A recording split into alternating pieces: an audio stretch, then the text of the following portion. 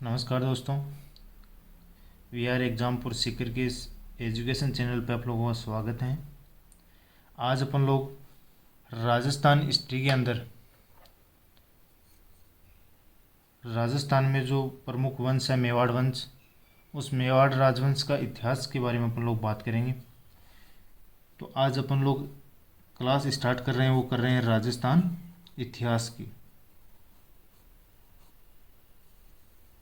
राजस्थान का इतिहास।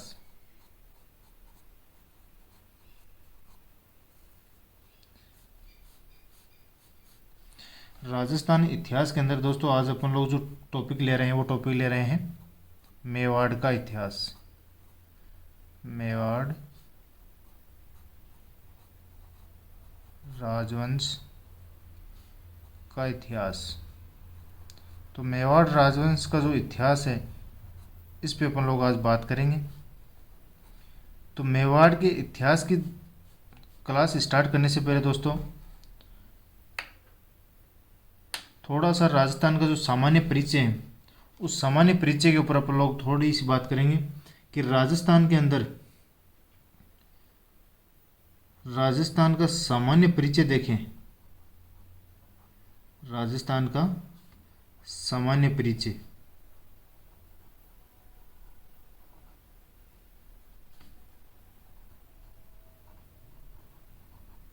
तो राजस्थान के सामान्य परिचय की बात करें कि इसमें कितने ठिकाने थे, कितने रियासतें थी और कितने केंद्र शासित प्रदेश थे। तो अपन लोग बात करें दोस्तों पहली केंद्र शासित प्रदेश की, कि राजस्थान में कितने केंद्र शासित प्रदेश थे। केंद्र शासित प्रदेश। तो दोस्तों राजस्थान के अंदर केंद्र शासित प्रदेश की बात करें तो राजस्थान का एकमात्र केंद्र शासित प्रदेश था, वो था अजमेर मेरवाड़ा। कौन सा था? अजमेर मेरवाड़ा, जो ब्यावर के आसपास का क्षेत्र था। किसके पास? ब्यावर के आसपास का क्षेत्र।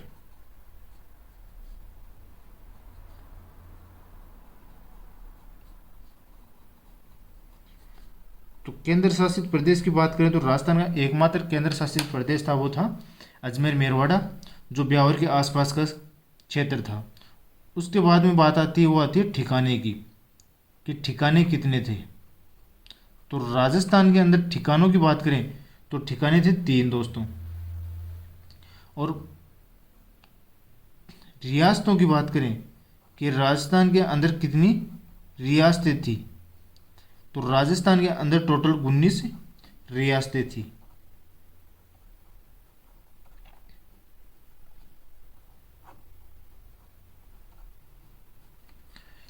तो राजस्थान के सामान्य परिचय की बात करें दोस्तों तो राजस्थान के अंदर एक केंद्र शासित प्रदेश था, 3 ठिकाने थे और एक 19 रियासतें थी। यदि अपन लोग दोस्तों ठिकानों की बात करें कि राजस्थान के अंदर ठिकाने कौन कौन से थे, तो राजस्थान के अंदर जो ठिकाने थे वो थे 3 ठिकाने। 3 ठिकाने थे, उनमें पहला है निमराना। दोस्तों जो निमराना ठिकाना है वो पड़ता है अलवर के अंदर। दूसरा जो ठिकाना था वो ठिकाना था कुशलगढ़। तो पहला तो जो ठिकाना था वो तो था निमराना अलवर के अंदर। दूसरा है कुशलगढ़, जो कहाँ पे पड़ता है? बांसवाड़ा के अंदर। तीसरा जो ठिकाना था वो ठिकाना था लावा। और जो लावा ठिकाना दोस्तों वो पहले तो पड़ता था जयपुर में।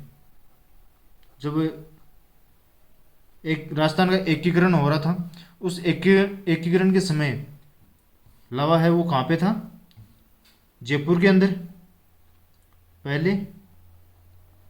और वर्तमान की बात करें तो वर्तमान में जो लावा है ठिकाना है वो लावा ठिकाना कहाँ पे है? टोंक के अंदर। तो एक केंद्र शासित प्रदेश, 3 ठिकाने और 19 रियासतों को मिलाकर के और एक एकीकरण के माध्यम से इस राजस्थान भूभाग का निर्माण किया गया दोस्तों। और इस राजस्थान भूभाग के अंदर अनेक राजवंश हुए, जिनका हम अलग अलग क्लासों में बात करेंगे। पहले उनके बाद में दोस्तों अपन यदि बात करें रियासतों की, कि राजस्थान के अंदर कौन कौन सी रियासतें थी। पहली बात आती है मेवाड़ रियासत की। कौन सी रियासत? मेवाड़ रियासत। तो दोस्तों मेवाड़ रियासत है, इन्हीं को अपन दूसरा नाम ये भी दे सकते हैं उदयपुर रियासत। तो मेवाड़ रियासत को अपन दूसरा नाम क्या देते हैं? उदयपुर रियासत। दोस्तों उदयपुर रियासत की यदि स्थापना की बात करें तो ये सबसे प्राचीन रियासत मानी जाती है, या फिर यह भी कहा जाता है कि राजस्थान की सबसे प्राचीन रियासत मेवाड़ रियासत है। तो राजस्थान की सबसे प्राचीन रियासत की बात करें तो सबसे प्राचीन जो रियासत है वो है मेवाड़ रियासत, जिनका कार्य समय की बात करें वो समय था लगभग, जब इनकी स्थापना हुई थी वो हुई थी 566 ईस्वी के लगभग। तो मेवाड़ जो रियासत है वो सबसे प्राचीन रियासत है और इनकी स्थापना लगभग 566 ईस्वी के अंदर हुई थी। जो यहाँ के जो शासक थे उनकी उपाधि की बात करें कि उनके शासकों की जो उपाधि क्या थी, तो उनके जो मेवाड़ के शासक थे उन शासकों की उपाधि महाराणा है दोस्तों। इनकी उपाधि क्या है? महाराणा। और पहले कौन सी उपाधि थी? पहले इन महाराणाओं को महाराणा की उपाधि न होकर किसकी उपाधि थी? रावल की उपाधि। उसके बाद में यदि दोस्तों अपन बात करें नंबर 2 की रियासत, ये पहली रियासत होगी। दूसरी रियासत की बात करें, दूसरी रियासत थी वो थी डूंगरपुर। डूंगरपुर रियासत। दोस्तों डूंगरपुर रियासत है। और तीसरी जो रियासत है वो है बांसवाड़ा।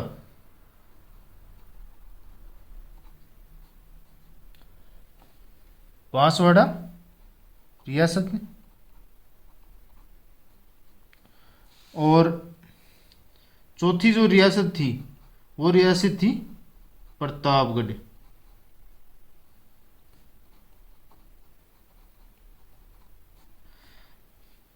दोस्तों मेवाड़ रियासत, डूंगरपुर रियासत, बांसवाड़ा रियासत और प्रतापगढ़ रियासत, इनके जो शासक थे वो कौन से वंश से थे?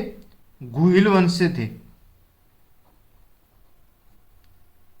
कौन सा वंश था? गुहिल वंश।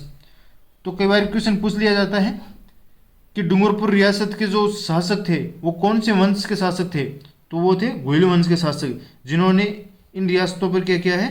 शासन किया है। और इन शासकों की जो उपाधि थी वो उपाधि दोस्तों किस किस नाम से थी? महारावल के नाम से इनकी उपाधियां थी।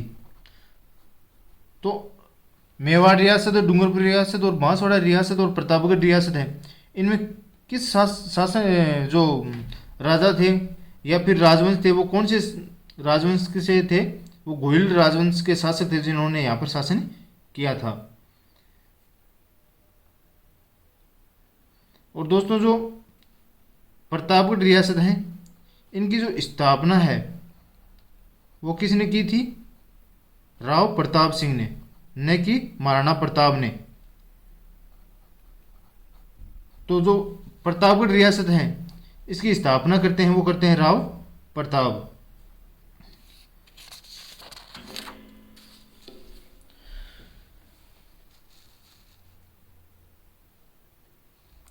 अगली रियासत की अपन लोग बात करें तो अगली रियासत थी वो थी 5 नंबर की रियासत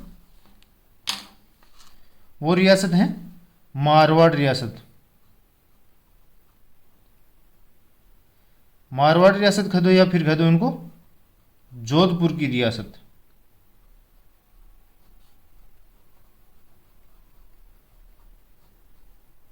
तो मारवाड़ या जोधपुर की रियासत है, इसकी स्थापना होती है लगभग दोस्तों 10 मई 1933 को।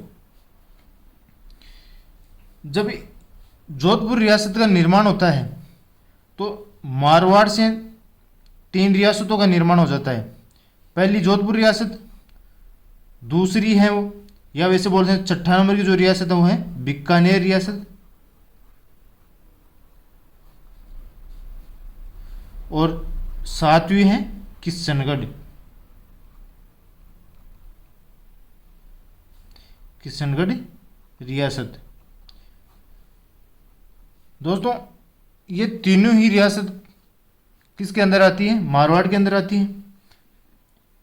और इन तीनों रियासतों पर जो शासन करने वाले जो शासक थे वो थे दोस्तों राठौड़ वंश से। तो यहाँ किस वंश के शासकों ने शासन किया है? राठौड़ वंश के शासकों ने यहाँ पर क्या किया है? शासन किया है। और यदि दोस्तों क्षेत्रफल की दृष्टि से देखें तो जो मारवाड़ में जो जोधपुर रियासत है, ये रियासत राजस्थान की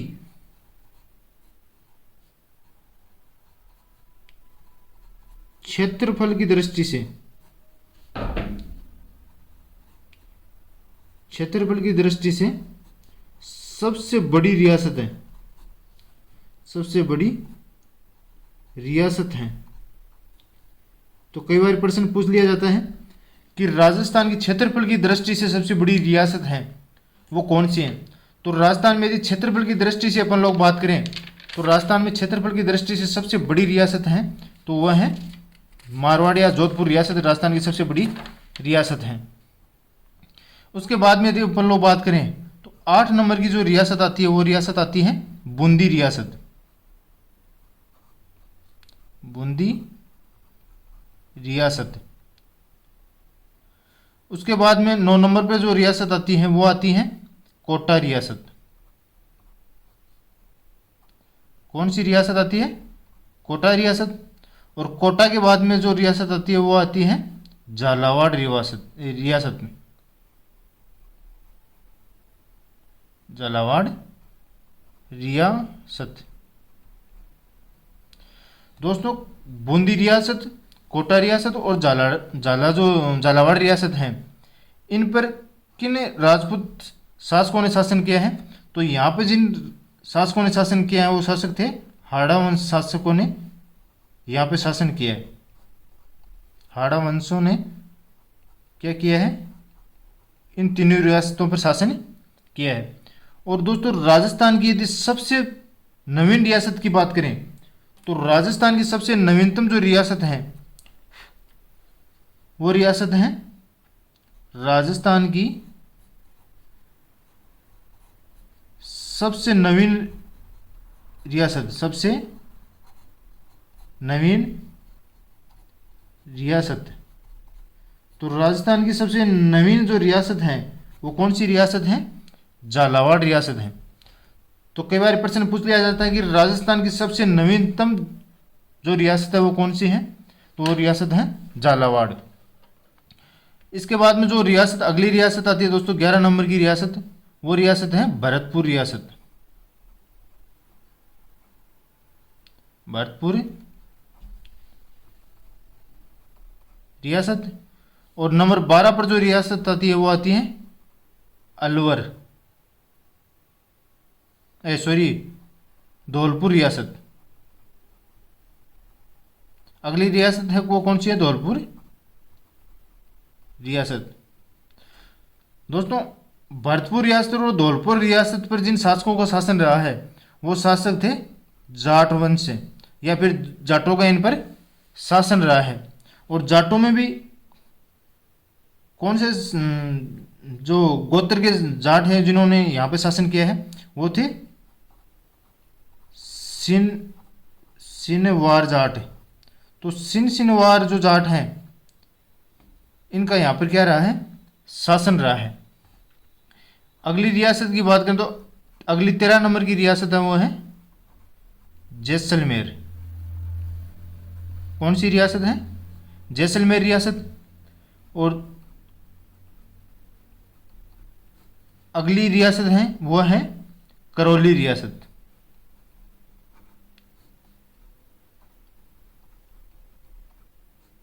तो दोस्तों जैसलमेर और करौली रियासत हैं, इनके शासकों की बात करें कि यहाँ पर किस राजवंश के शासकों ने शासन किया है, तो यहाँ पे जो शासक रहे हैं वो रहे हैं यादव वंश से, या जो यादव वंश के जो शासक थे उन शासकों ने यहाँ पे क्या किया है, शासन किया है। पर दोस्तों जो जैसलमेर के शासक थे वो अपने नाम के आगे क्या लगाते थे, सिंह लगाते थे।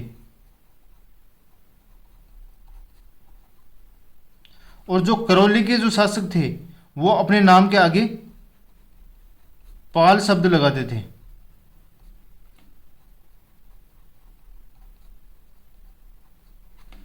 तो जो जैसलमेर रियासत के जितने भी शासक हुए हैं वो अपने नाम के आगे क्या लगाते हैं, सिंह लगाते हैं। और करौली रियासत के जितने भी शासक हुए हैं वो अपने नाम के आगे क्या लगाते हैं, पाल शब्द लगाते हैं। तो जैसलमेर रियासत और करौली रियासत के जो शासक रहे हैं वो कौन से वंश के शासक रहे हैं, यादव वंश के शासक रहे हैं। इनके बाद में अगली रियासत आती है, वो रियासत आती है अलवर रियासत। अलवर रियासत। तो दोस्तों अलवर जो रियासत है, अलवर रियासत पर जिन शासकों का शासन रहा है वो रहा है नरुका शासक का। जो नरुका राजवंश है, नरुका राजवंश के शासकों ने यहाँ पे क्या किया है, शासन किया है। इसके बाद में जो अगली रियासत आती है वो आती है आमेर, या दूसरा नाम उसे जयपुर रियासत भी कह सकते हैं। आमेर या जयपुर रियासत, जो कच्छवा वंश के शासकों ने यहाँ पे क्या किया है, शासन किया है। तो आमेर या जयपुर रियासत है, इनमें जिन शासकों का शासन रहा है वो रहा है कच्छवाहा। कच्छवा वंश के जितने भी शासक थे इनका क्या रहा है, यहाँ पे शासन रहा है। अगले रियासत, अब दोस्तों जो जयपुर रियासत है इनका एक क्वेश्चन और निकल के आता है, वो निकल के आता है कि राजस्थान की सबसे ज्यादा जनसंख्या वाली रियासत, जनसंख्या वाली रियासत है। तो राजस्थान में सर्वाधिक या सबसे ज्यादा जनसंख्या वाली रियासत कौन सी है, वो है जयपुर रियासत, या उनको दूसरा नाम है आमेर रियासत। अगली रियासत की बात करें तो अगली रियासत है वो है सिरोही रियासत। सिरोही रियासत। सिरोही की जो रियासत है दोस्तों, इनमें जिन वंश के शासकों ने शासन किया है वो क्या है, देवड़ा जो राजपूत थे इन्होंने यहाँ पे क्या किया है, शासन किया है। तो सिरोही रियासत पर किन शासकों का शासन रहा है, देवड़ा राजपूतों का यहाँ पे शासन रहा है। अगली रियासत की बात करें तो अगली रियासत है शाहपुरा भीलवाड़ा वाली रियासत। शाहपुरा रियासत। शाहपुरा रियासत है वो दोस्तों राजस्थान की सबसे छोटी रियासत है। तो राजस्थान की सबसे छोटी रियासत की यदि अपन लोग बात करें तो राजस्थान की सबसे छोटी जो रियासत है वो कौन सी है, शाहपुरा रियासत है। तो राजस्थान की सबसे छोटी रियासत है। तो राजस्थान की सबसे छोटी रियासत कौन सी है, वो है शाहपुरा रियासत। और जो लास्ट रियासत है वो है टोंक रियासत। दोस्तों टोंक रियासत है ये एकमात्र राजस्थान की एकमात्र मुस्लिम रियासत है। तो राजस्थान की एकमात्र मुस्लिम रियासत कौन सी है, वो है टोंक। और इनका जो शासक है वो कौन रहा है, अमीर खां पिंडारी।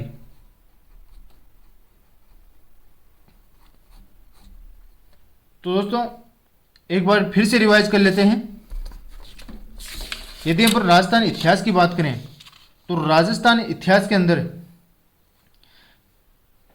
मेवाड़ राजवंश की बात करें तो उससे पहले अपन राजस्थान की कुछ सामान्य परिचय की बात करते हैं।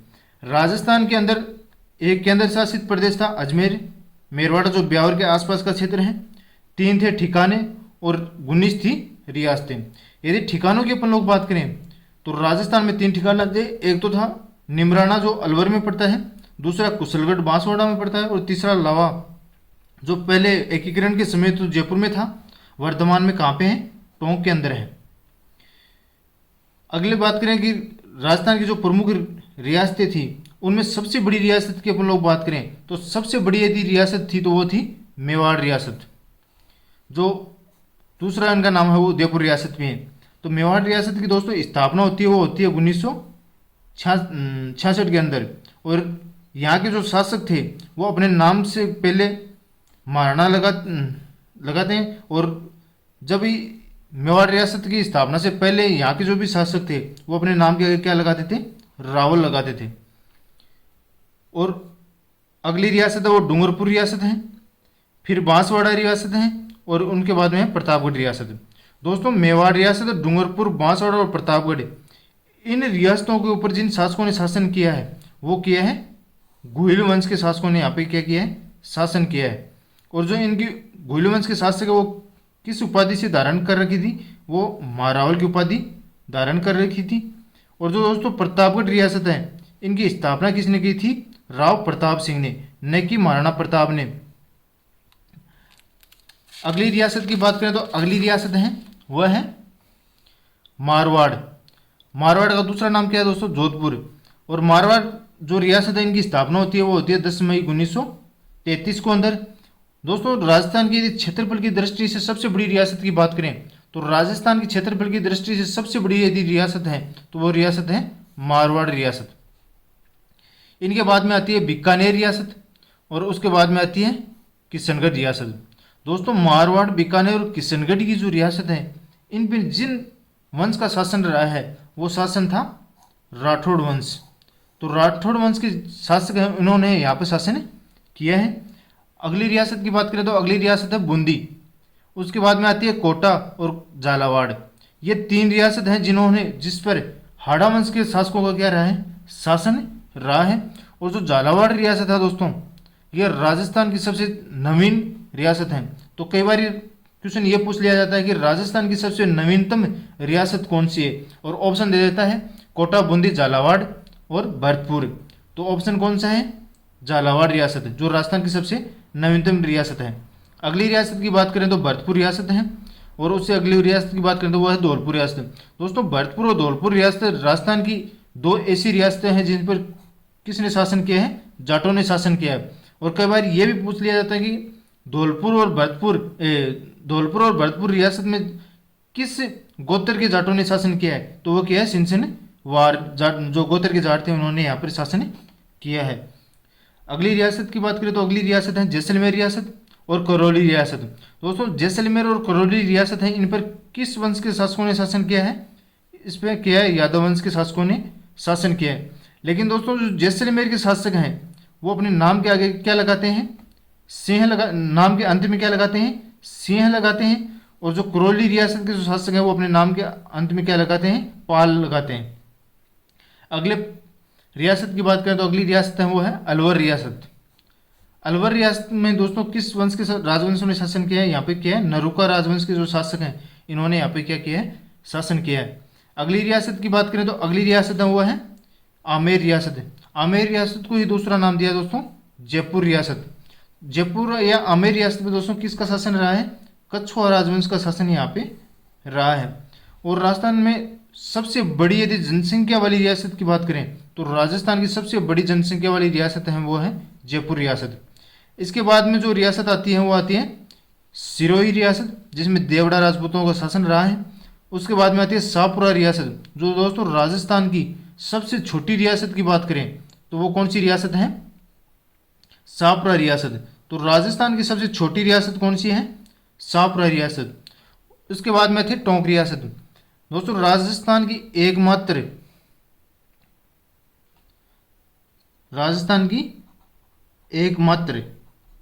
मुस्लिम रियासत है। तो राजस्थान की एकमात्र मुस्लिम रियासत कौन सी है? वो है टोंक रियासत, जिनका शासक कौन था? अमीर खां पिंडारी। अब अपन लोग दोस्तों राजस्थान के जो मेवाड़ राज्य हैं, मेवाड़ राज्य के इतिहास के अपन लोग बात करेंगे।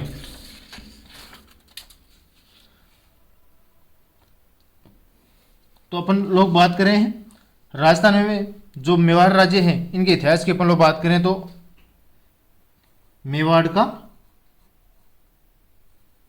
मेवाड़ राज्य का इतिहास।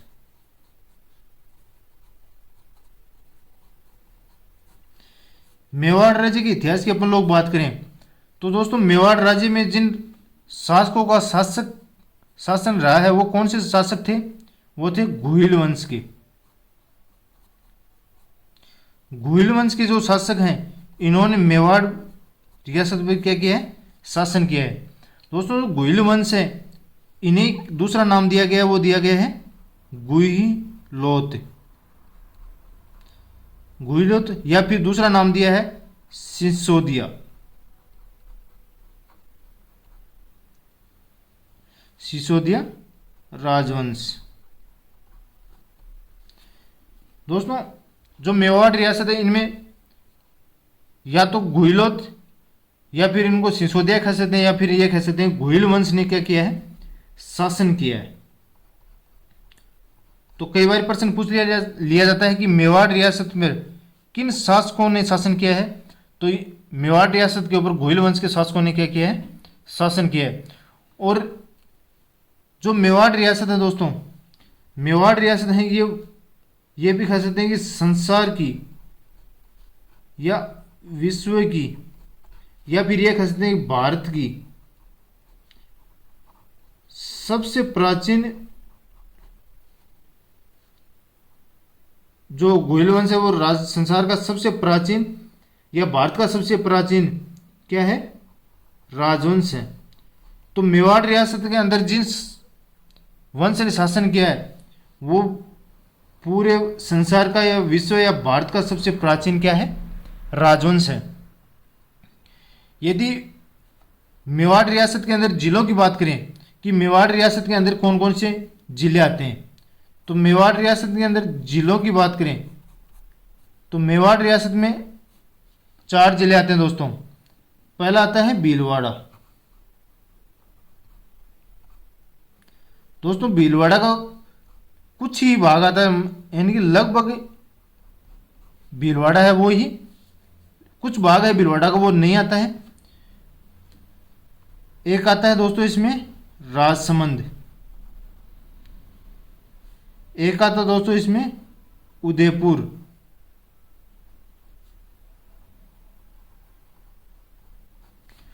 और एक आता है इसमें चित्तौड़गढ़।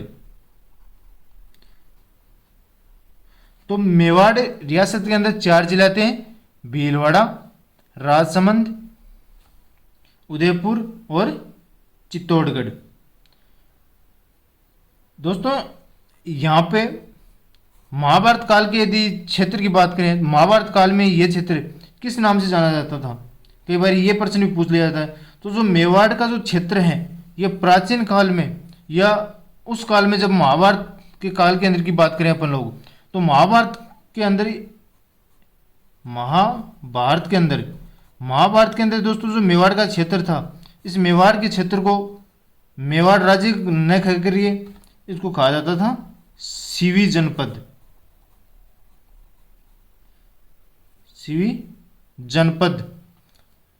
तो दोस्तों मेवाड़ का क्षेत्र वो किसके अंदर आता था महाभारत काल में? सीवी जनपद के अंदर आता था। और सीवी जनपद की जो राजधानी थी, वो राजधानी कहाँ थी? सीवी जनपद की राजधानी, तो सीवी जनपद की राजधानी थी वो थी मध्यमिका।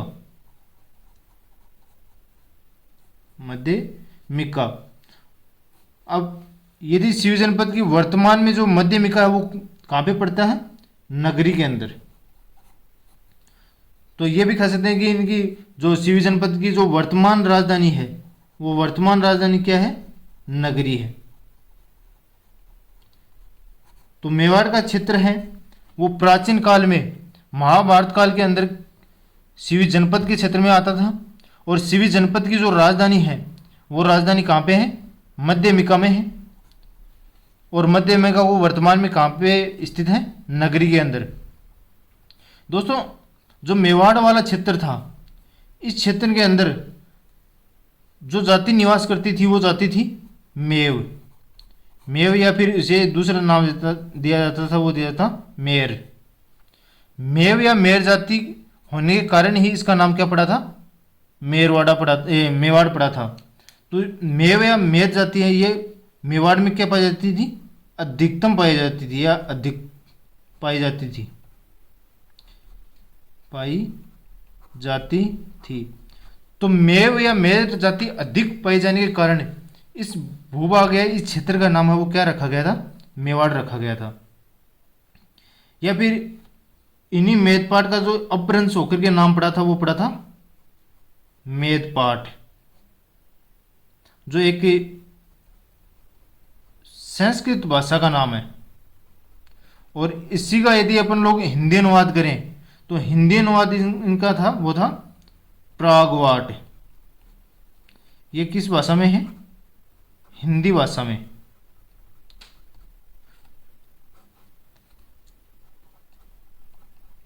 मेवाड़ का क्षेत्र। तो दोस्तों, मेदपाट या प्रागवाट जो क्षेत्र था या मेव या मेर जाति थी वो कहाँ पे निवास करती थी? मेवाड़ के क्षेत्र के अंदर निवास करती थी। और इसी कारण मेदपाट या मेव के कारण इस जो क्षेत्र का नाम है वो क्या पड़ा था? मेवाड़ पड़ा था। अब अपन लोग यदि बात करें दोस्तों कि मेवाड़ का झंडा क्या था या झंडा का प्रारूप क्या था, तो मेवाड़ राज्य का झंडा, तो दोस्तों मेवाड़ राज्य का झंडा है वो इस तरीके से था।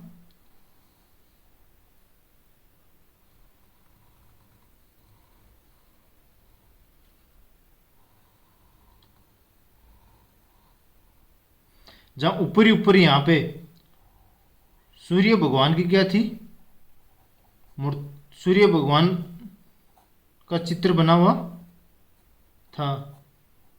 इसलिए दोस्तों, जो मेवाड़ का जो राजवंश है इन्हें सूर्य राजवंश के नाम से भी जाना जाता है, या फिर ये भी कह सकते हैं कि हम सूर्यवंशी थे। और दोस्तों, इनके बीच में यहाँ पे लिखा हुआ था चित्तौड़गढ़। तो बीच में क्या नाम लिखा गया था? चित्तौड़गढ़। और नीचे यहाँ पे कुछ लाइन लिखी हुई थी। डायग्राम वैसा नहीं बना दोस्तों जैसा कि उनका झंडा एक्चुअल में है। दोस्तों, जो नीचे नीचे यहाँ पे जो ये बॉक्स बना हुआ था, इस बॉक्स में नाम लिखा हुआ था कि जो दृढ़ राखे धर्म, जो दृढ़ राखे धर्म को ती ही राखे करतार। तो दोस्तों, जो ये झंडा का डायग्राम बना हुआ था, इस नीचे नीचे एक बॉक्स बना हुआ था और इस बॉक्स में लिखा हुआ था कि जो दृढ़ राखे धर्म को ती राखे करतार, यानी कि जो धर्म में विश्वास रखता है उसी पे करतार ने क्या करता है? उन पे कृपा बनाए रखता है। और इन्हीं के साइड में दोस्तों यहाँ पे एक व्यक्ति की मूर्ति बनी हुई थी और एक मूर्ति बनी हुई थी इस साइड में भी।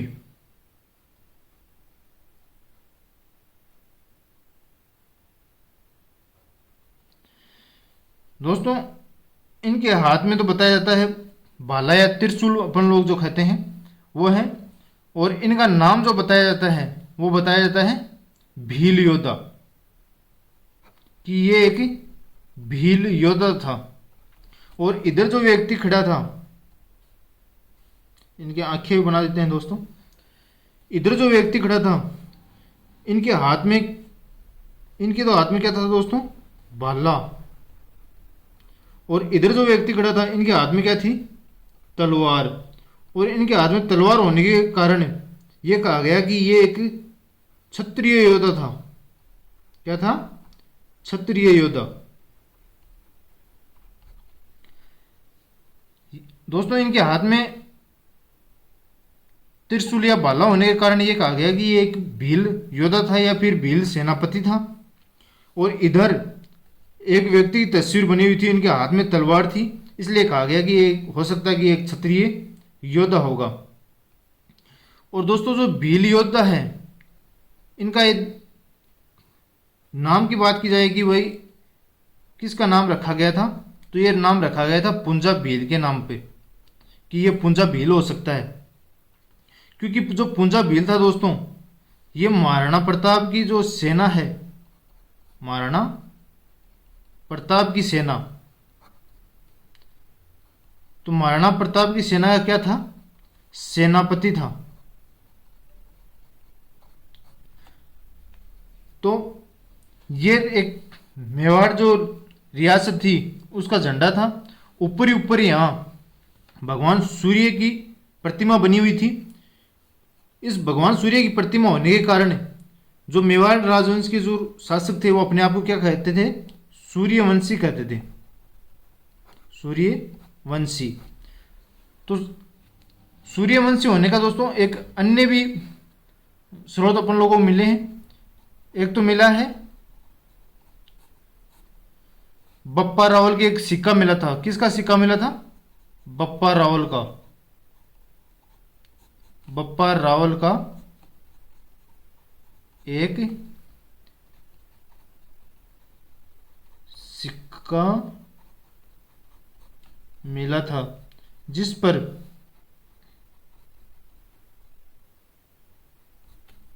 पर एक तरफ सूर्य की प्रतिमा लगी हुई थी या प्रतिमा अंकित थी। तो दोस्तों यहां से अनुमान लगाया जाता है कि बप्पा रावल के सिक्के थे, उन सिक्कों के ऊपर एक साइड में सूर्य की प्रतिमा क्या थी, अंकित थी। तो इस प्रतिमा के अंकित होने की वजह से यह कहा जा सकता है कि जो मेवाड़ के जो शासक थे वो अपने आप को क्या मानते थे, सूर्य के वंशज मानते थे या सूर्यवंशी मानते थे। दूसरा यदि स्रोत की अपन लोग बात करें तो एक स्रोत और मिलता है, वो ये मिलता है कि जो महाराणा कुंभा का पुत्र था, कुंभा का पुत्र रायमल, जो कुंभा का पुत्र रायमल था दोस्तों, वो कुंभा का पुत्र रायमल ने एक कैलाशपुरी के अंदर जो मंदिर बना हुआ है एकलिंग नाथ जी का, उस एकलिंग जी के मंदिर के ऊपर एक लेख लिखवाया था। उस लेख के अंदर ये कहा गया कि वो सूर्यवंशी हैं। तो कहाँ पे लिखवाया गया?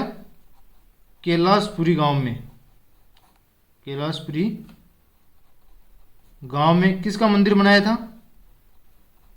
एकलिंगनाथ का। तो इस एक लिंगनाथ जी के मंदिर के ऊपर एक लेख लिखवाया और उस लेख के अंदर ये कहा गया कि जो राजवंश है वो कौन सा राजवंश है मेवाड़ का? सूर्य राजवंश। तो जो रायमल है उन्होंने अपने आप को भी सूर्यवंशी बताया और ये कहा गया कि जो मेवाड़ के राजवंश हैं या मेवाड़ राज्य के जो शासक हैं वो सूर्यवंशी शासक हैं।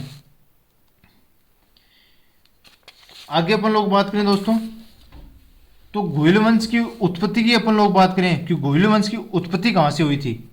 क्योंकि मेवाड़ रियासत के अंदर यदि शासकों की बात करें कि मेवाड़ रियासत के ऊपर किन शासकों का शासन रहा है, तो मेवाड़ रियासत के ऊपर जिन वंश का शासन रहा है वो कौन सा शासन है?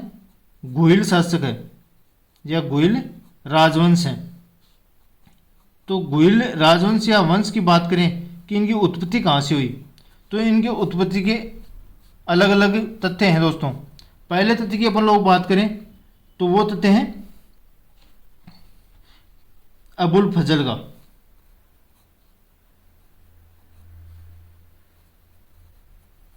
अबुल फजल।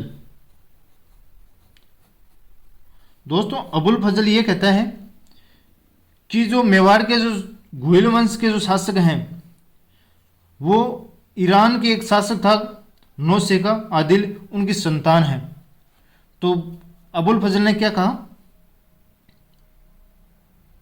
कि मेवाड़ के घुइल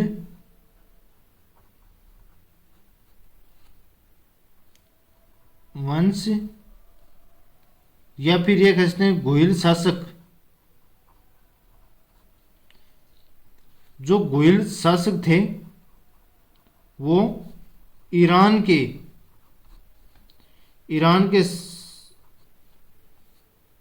नौशेखा की संतान है, नौशेखा आदिल की संतान है।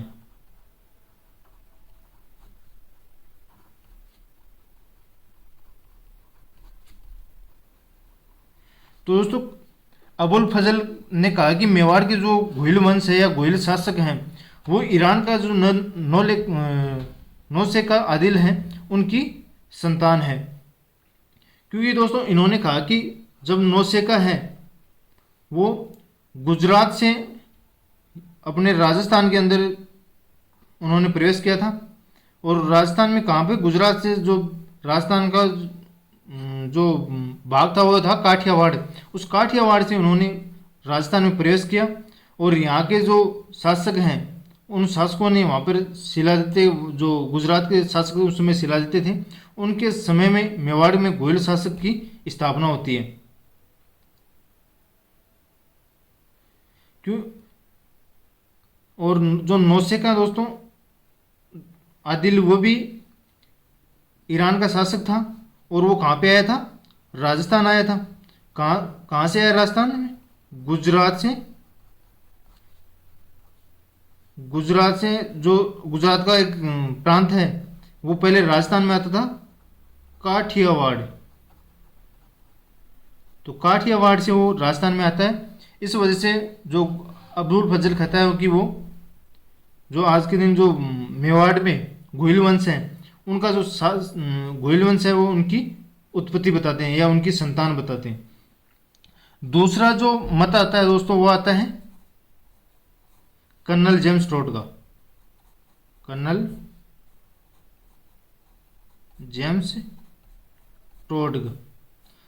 जेम्स टोड ये कहता है दोस्तों कि मेवाड़ के जो घुइल शासक हैं वो गुजरात के शासक शिलादित्य के वंशज हैं। तो कर्नल जेम्स टोड क्या कहता है कि मेवाड़ के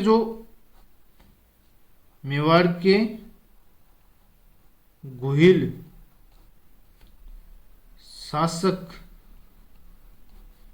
गुजरात के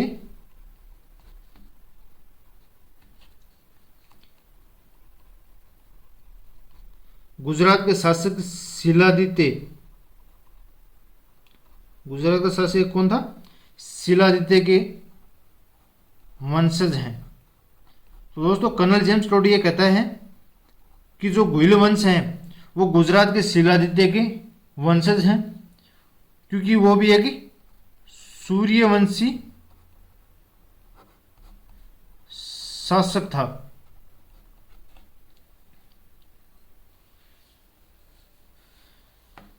इसीलिए दोस्तों जो मेवाड़ के जो मेवाड़ के महाराणा थे, मेवाड़ के महाराणा, दोस्तों मेवाड़ के जो महाराणा है वो अपने आप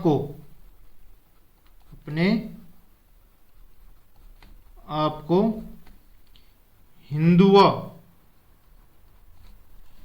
हिंदुआ सूरज के नाम से, हिंदुआ सूरज के नाम से दोस्तों पुकारते थे या बोलते थे कि हम हिंदुआ सूरज के वंशज हैं या हिंदू सूरज के वंशी हैं या सूर्यवंशी हैं, सूरज कहते थे। अगले मत की अपन लोग दोस्तों यदि बात करें कि अगला मत क्या था, अगला मत था उनका झंडा का, जो अपन लोगों ने बात कर ली कि झंडे के ऊपर ऊपर सूर्य की प्रतिमा स्थित होने के कारण इन लोगों ने कहा कि हम सूर्यवंशी हैं।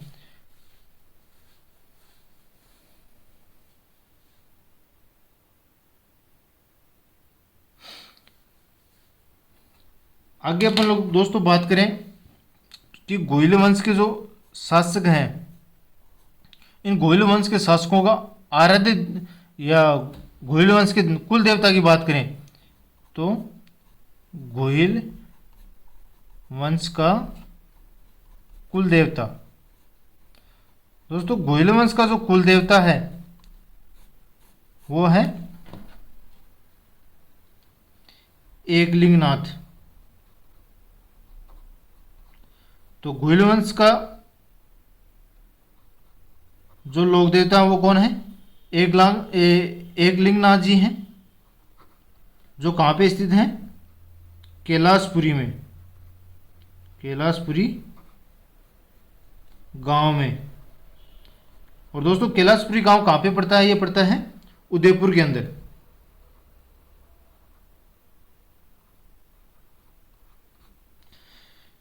तो गोइल वंश का जो कुल देवता है वो है एकलिंगनाथ जी, जो कैलाशपुरी गांव में स्थित है उदयपुर के अंदर। और इनके यदि अपन आराध्य देव की बात करें कि इनका आराध्य देवता कौन था, तो गोइल वंश का जो आराध्य देवता दोस्तों, क्या आराध्य देवता, तो गोइल वंश का जो आराध्य देवता है वो आराध्य देवता है गटबोर का चार भुजानाथ। गटबोर का चार भुजा नाथ, जो कहां पे पड़ता है दोस्तों? राजसमंद के अंदर। तो गोइल वंश का जो कुल देवता है वो तो है एकलिंगनाथ जी, जो कैलाशपुरी गांव उदयपुर में पड़ता है। और उनका आराध्य देवता है वो है गटबोर का चार भुजा नाथ है, जो राजसमंद के अंदर पड़ता है। यदि गोइल वंश की कुलदेवी की बात करें कि इनकी कुलदेवी क्या है, तो गोइल वंश की जो कुलदेवी है वो कौन है दोस्तों? कुल देवी। तो इनकी कुलदेवी है वो दोस्तों है बाण माता, बाण माता। तो गोइल वंश की जो कुलदेवी है वो है बाण माता, जो कहाँ पे इनका मंदिर कहाँ पे बना हुआ दोस्तों? चित्तौड़गढ़ दुर्ग के अंदर, चित्तौड़गढ़ में। और इनका पहला मंदिर तो दोस्तों बना है चित्तौड़ के अंदर, और जो एक मंदिर अन्य मंदिर और बना हुआ है वो बना हुआ है केलवाड़ा राजसमंद के अंदर। तो गोइल वंश की कुलदेवी कौन सी है? बाण माता। और दूसरी कुलदेवी है वो है केलवाड़ा, बाण माता जिनका मंदिर कहाँ पे बना हुआ है? केलवाड़ा के अंदर बना हुआ है। पहला मंदिर कहाँ पे बना हुआ है? चित्तौड़ के अंदर। और दूसरा मंदिर बना हुआ है वो बना हुआ है केलवाड़ा के अंदर। केलवाड़ा कहाँ पे पड़ता है दोस्तों? राजसमंद के अंदर। और इनकी आराध्य देवी की बात करें दोस्तों कि गोइल वंश की आराध्य देवी कौन सी थी? आराध्य देवी, कुल देवी तो थी दोस्तों बाण माता। और आराध्य देवी की बात करें तो आराध्य देवी इनकी थी वो थी, या फिर इनको अपन ये भी कह सकते हैं इष्ट देवी। तो वो कौन सी थी? वो थी चार भुजा माता, चार भुजा माता। तो ये कहा जा सकता है कि गोइल वंश की जो इष्ट देवी या आराध्य देवी कौन सी थी? वो थी दोस्तों चार भुजा माता, जो कहाँ पे है? हल्दी घाटी उदयपुर में। इसका हल्दी घाटी में इनका मंदिर क्या है? स्थित है। अगली बात करें कि जो मेवाड़ राज्य हैं या मेवाड़ रियासत है, इनकी अनेक राजधानी रही है दोस्तों। तो मेवाड़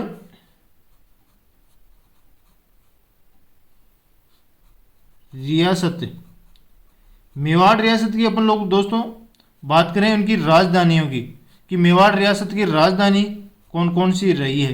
राजधानियाँ तो मेवाड़ रियासत की राजधानियों की अपन लोग बात करें तो इनकी सबसे ज़्यादा राजधानी रहने वाला एकमात्र रियासत है वह है मेवाड़ रियासत।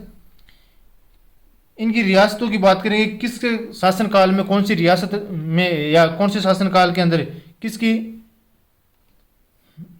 जो राजधानी रही है। पहला बात करें अपन नागदा। दोस्तों नागदा राजधानी है वो किसके शासनकाल में रही है, काल भोज के शासनकाल में।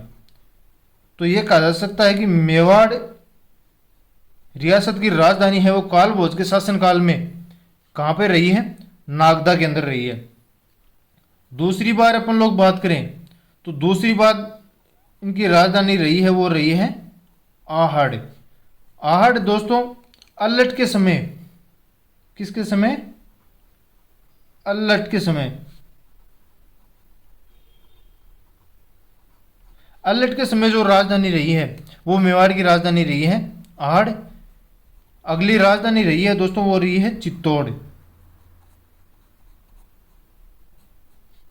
चित्तौड़ जो राजधानी रही है दोस्तों वो रही है रावल जत्र सिंह के समय। रावल जत्र सिंह, तो रावल जत्र सिंह के समय जो राजधानी रही है वो रही है दोस्तों चित्तौड़। अगली राजधानी की बात करें, अगली राजधानी रही है वो रही है उदयपुर, सॉरी दोस्तों उदयपुर। उदयपुर जो राजधानी रही है दोस्तों वो रही है मेवाड़ की जो स्थापना हुई थी उस स्थापना के समय, मेवाड़ राज्य की या मेवाड़ रियासत की स्थापना के समय जो राजधानी रही है वो राजधानी रही है उदयपुर। तो स्थापना के समय जो राजधानी मेवाड़ रियासत की रही है वो कौन सी रही है, उदयपुर रही है। उसके बाद में राजधानी बनी गोगुंदा। गोगुंदा जो राजधानी बनी थी मेवाड़ रियासत की वो बनी थी महाराणा उदय सिंह के शासनकाल में। महाराणा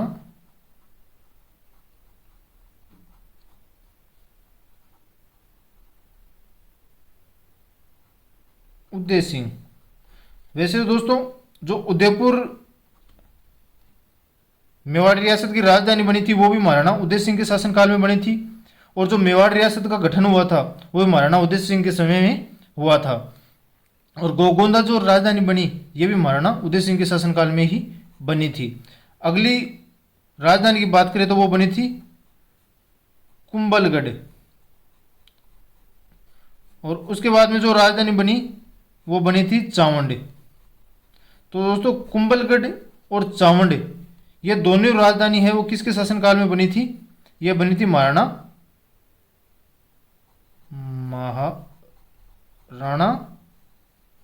प्रताप के समय। तो महाराणा प्रताप के समय मेवाड़ राज्य की जो राजधानी थी वो कौन कौन सी थी, पहले कुंभलगढ़ थी और उसके बाद में चावंड थी। इसके बाद में दोस्तों जो राजधानी बनी वो राजधानी थी फिर से चित्तौड़गढ़। यह राजधानी बनती है दोस्तों जब अमर सिंह और मुगल शासकों के मध्य एक संधि हुई थी कि फिर से जो महाराणा है उनको चित्तौड़गढ़ का किला वापस दिया जाए। तो अमर सिंह और मुगल शासकों के मध्य ये संधि होती है, और संधि होने के बाद में मेवाड़ की जो राजधानी बनाई जाती है वो बनाई जाती है फिर से चित्तौड़गढ़। तो ये कहा जा सकता है कि अमर सिंह और मुगलों की संधि के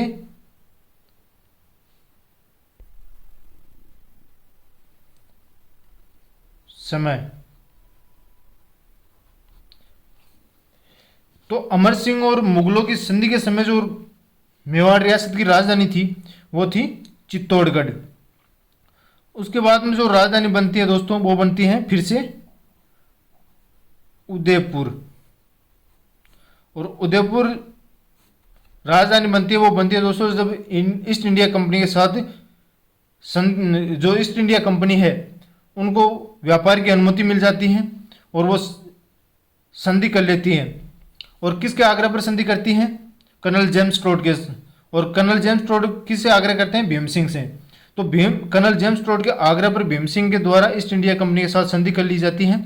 उस समय मेवाड़ की जो राजधानी थी वो कौन सी थी? उदयपुर थी। तो यह कहा जा सकता है कि ईस्ट इंडिया कंपनी के साथ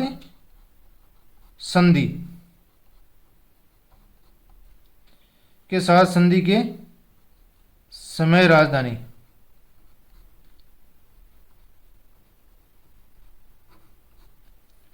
और यह संधि करवाने वाला कौन था? यह दोस्तों था कर्नल जेम्स टोड। किससे संधि करवाई दोस्तों? भीम सिंह से।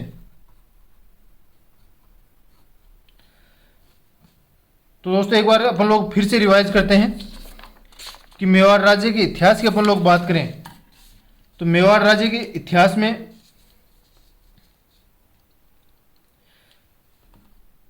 यदि विश्व मेवाड़ में जो गुहिल वंश है, इन गुहिल वंश का शासन रहा है।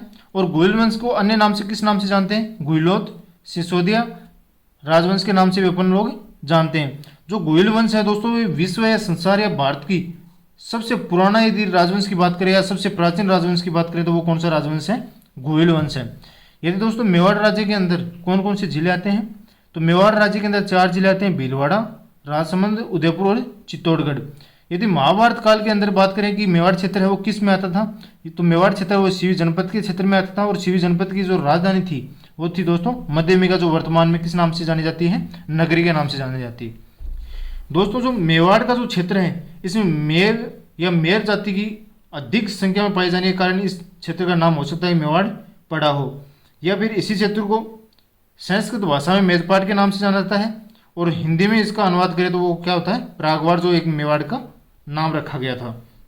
दोस्तों मेवाड़ राज्य के झंडे की बात करें तो मेवाड़ राज्य का झंडा है उसमें ऊपरी ऊपरी सूर्य की प्रतिमा वो अंकित की गई है, जिससे मेवाड़ राज्य के शासक अपने आप को क्या कहते हैं? सूर्यवंशी कहलाते हैं। दोस्तों झंडे के बीच में यहाँ पे चित्तौड़गढ़ है वो नाम लिखा गया है। और इनके एक साइड में भील सरदार या भील जो सेनापति था उनकी फोटो अंकित की गई है। और एक साइड में क्षत्रिय योद्धा की फोटो अंकित की गई है जिनके हाथ में क्या है? तलवार है। दोस्तों जो भील सरदार है वो बताया जाता है कि पुंजा की फोटो है। और वो महाराणा जो पुंजा थे वो महाराणा प्रताप की सेना के जो सेनापति थे वो हुआ करते थे। और नीचे नीचे एक बॉक्स बना हुआ है दोस्तों, इस बॉक्स के अंदर लिखा गया है कि जो दृढ़ राखे धर्म तो ही राखे करतार। दोस्तों जो सूर्यवंशी हैं, इन सूर्यवंश के होने के प्रमाण वो अन्य स्रोतों के माध्यम से भी मिले हैं कि बप्पा रावल का एक सिक्का मिला जिसमें एक साइड में जो सूर्य है उनकी प्रतिमा अंकित की गई है। और दूसरा है दोस्तों जो रायमल कुंभा के पुत्र उन्होंने कैलाशपुरी के अंदर एकलिंग जी का जो मंदिर है उस मंदिर पर एक लेख लिखवाया था, उसमें अपने आप को क्या कहा था? सूर्यवंशी कहा था। गोहिल राजवंश की बात करें कि गोहिल राजवंश की उत्पत्ति कैसे हुई? गोहिल राजवंश की उत्पत्ति, तो गोहिल राजवंश की उत्पत्ति है वो दोस्तों अबुल फजल के अनुसार मेवाड़ के जो गोहिल वंश है, गोहिल शासक हैं, उनके ईरान के नौशेखा आदिल है उनकी संतान बताया। कर्नल जेम्स टोड दोस्तों, कर्नल जेम्स टोड ने दोस्तों मेवाड़ में जो गोहिल शासक हैं इन गोहिल शासकों को गुजरात के शासक शिलादित्य की वंशज या उनकी संतान का जो एक सूर्यवंशी शासक था। और मेवाड़ महाराणा अपने आप को क्या कहते थे दोस्तों? वो हिंदुआ सूरज कहते थे। गोहिल वंश के यदि अपन लोग कुल देवता की बात करें कि गोहिल वंश का कुल देवता कौन था, तो गोहिल वंश का कुल देवता है वो दोस्तों एकलिंग नाथ जी थे, जो कैलाशपुरी गांव उदयपुर में इनका मंदिर स्थित है। और आराध्य देव की बात करें तो आराध्य देव है वो है गढ़बोर का 4 भुजानाथ मंदिर जो राजसमंद के अंदर स्थित है। और कुलदेवी की बात करें तो कुलदेवी है बाण माता जो चित्तौड़गढ़ के अंदर इनका मंदिर स्थित है। और दूसरा मंदिर है वो है केरवाड़ा राजसमंद के अंदर। और आराध्य देवी की बात करें तो आराध्य देवी है इनकी दोस्तों या फिर आराध्य देवी या इष्ट देवी वो है 4 भुजा माता जो हल्दी घाटी में इनका मंदिर स्थित है। यदि मेवाड़ रियासत की राजधानी की बात करें दोस्तों कि मेवाड़ रियासत की कौन कौन सी राजधानी रही है, तो मेवाड़ रियासत की राजधानियों की बात करें तो पहली राजधानी है नागदा, जो काल भोज के समय में नागदा मेवाड़ की राजधानी हुआ करती थी। और अलर्ट के समय मेवाड़ की राजधानी है वो आड़ हुआ करती थी। रावल जेतर सिंह के समय मेवाड़ की जो राजधानी है वो चित्तौड़ हुआ करती थी। और जब मेवाड़ रियासत की स्थापना हुई थी या महाराणा उदय सिंह के शासनकाल में उदयपुर और गोकुंदा ये दो है राजधानी रहा करती थी। कुंभलगढ़ और चावंड राजधानी है दोस्तों महाराणा प्रताप के शासनकाल में रही है। चित्तौड़गढ़ रियासत जो राजधानी है वो अमर सिंह जब मुगलों के साथ ये संधि करता है कि जो महाराणा है उनको चित्तौड़गढ़ का दुर्ग है वो वापस दिया जाए, और वो वापस देने के लिए जब वापस मिला तो अमर सिंह और मुगलों के साथ जो संधि होती है उस संधि के समय जो फिर राजधानी बनाएगी वो बनाएगी थी चित्तौड़गढ़। और ईस्ट इंडिया कंपनी के साथ जब संधि होती है तब रियासत थी वो थी उदयपुर। इसी के साथ दोस्तों आज की क्लास यहीं समाप्त करते हैं। कल से अपन लोग विस्तार से घुइल वंश के जितने भी शासक हैं इन शासकों के ऊपर बात करेंगे, और मेवाड़ के जितने भी शासक हैं उन शासकों की बात करेंगे। दोस्तों अभी तक हमारे इस चैनल को आप लोगों ने सब्सक्राइब नहीं किया तो प्लीज़ सब्सक्राइब जरूर कर लीजिए। इसी के साथ दोस्तों आज की क्लास यहीं समाप्त करते हैं। धन्यवाद।